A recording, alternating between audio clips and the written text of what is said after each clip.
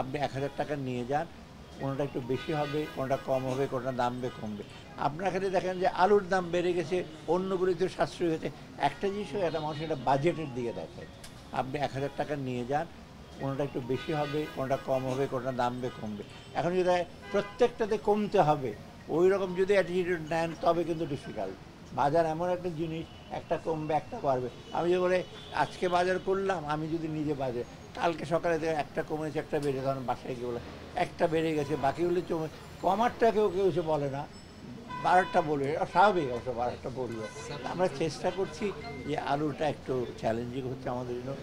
Sugar, মসুর ডাল এগুলো মোটামুটি, আর চালের ব্যাপারে তো আমরা সবসময় নিশ্চিত করবো চালবে না। আমরা এত ঘন ঘন যে পারচেস করে মিটিং করি, আমরা অত্যাবশ্যক জিনিস এবং জরুরি জিনিসগুলো আমরা সবসময় তার দ্রুত অনুমোদন দিই। এইটা একটা প্রমাণ আপনাদের কাছে যে এই সরকার মোটামুটি কর্মব্যস্ত এবং মানুষের সুবিধার জন্য আমরা করি। এত ঘন ঘন মিটিং কিন্তু আমি তো এর আগে বহু মিটিং জয়েন করেছি, অনেক দেরি করে সেটাকে আমরা যদি তাড়াতাড়ি প্রসেস করে যেগুলো যৌক্তিক যে সমস্ত জিনিস ক্রয় করা সেগুলো অ্যাপ্রুভ করি। যেমন আজকে আমরা ইতিমধ্যে এটা সারের যেটা আমরা ইনশিওর করতে চাই, বিভিন্ন ধরনের সারে যে আমরা অনুমোদন করেছি।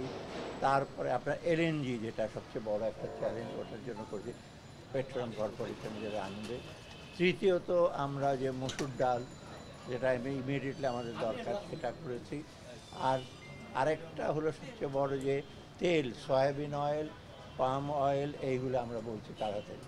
অনেকের মধ্যে একটা মিসকনসেপশন আছে, কালকে অবশ্য বাণিজ্যমন্ত্রী এক্সপ্লেন করেছেন আপনাদের কাছে যে পার টনে কত দাম বেড়েছে। এটা তো ৩০-৪০ বছরে কিন্তু সয়াবিন এসে অয়েল এত বাড়েনি। যাই হোক, ইন্টারন্যাশনাল প্রাইস তো আমরা কন্ট্রোল করতে পারি না, এটার সাথে আমরা চেষ্টা করছি কীভাবে এটা করা যায়। আর লাস্টে যেটা আমরা পাঠ্য বইগুলো অতি দ্রুত আমরা চাচ্ছি, আছে নবম দশম শ্রেণীর পাঠ্য পুস্তক, জেনারেল এডুকেশন প্লাস মাদ্রাসা এডুকেশন, সেটা আমরা করেছি।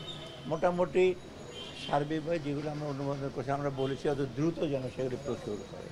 আর প্রক্রিয়াগুলো আমরা দেখেছি সবসময় সেগুলো হলো একেবারে স্বচ্ছ যেন প্রক্রিয়াগুলি হয়, সেইভাবে আমরা প্রাইস চেক করি, প্রতিযোগিতামূলক হয়েছে কিনা সেটা দেখি, তারপরে সার্বিকভাবে টাকার পরিমাণ দেখি। আর সবচেয়ে যে হলো যে উদ্দেশ্যে যেটা আমরা অনুমোদন করি সেটা যেন তাড়াতাড়ি ইমপ্লিমেন্ট করে, যেন সার যেন দ্রুত আছে।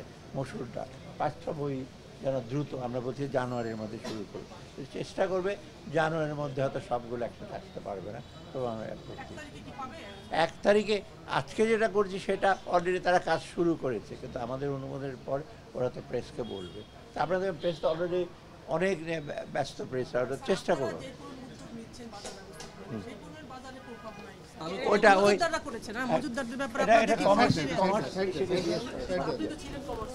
আমি আর এখন বলবো কেন।